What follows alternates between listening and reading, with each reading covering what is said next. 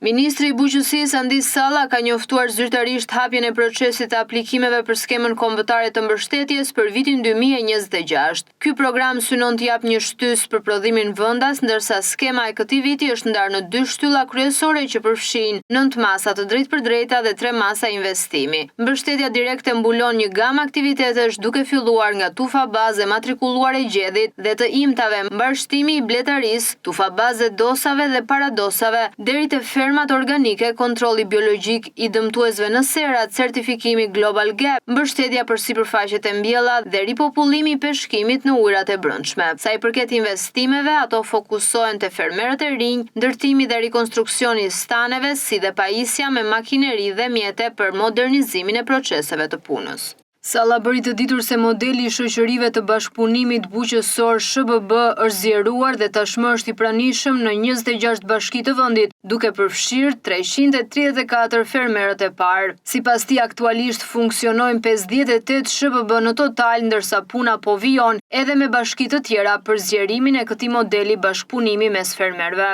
Të arsye, Ministria e Bujqësisë dhe Zhvillimit Rural jo vetëm me fermerët po vazhdon këtë proces, por me bashkit, me të gjithë potencialin që kanë në territor, edhe bashku me fermerët të cilët janë organizuar në mënyra të ndryshme nëpërmjet bashkimit të tyre në mënyrë private, por edhe nëpërmjet organizatave ndryshme që janë në territor.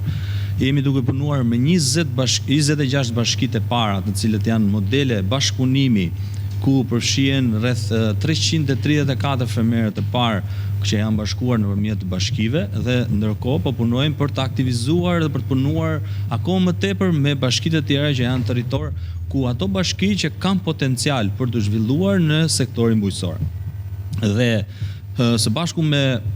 numrin total që jemi duke punuar, janë 58 SHBB të përbashkëta ku në mënyrë private, por edhe atë çfarë jemi duke punuar me bashkit, janë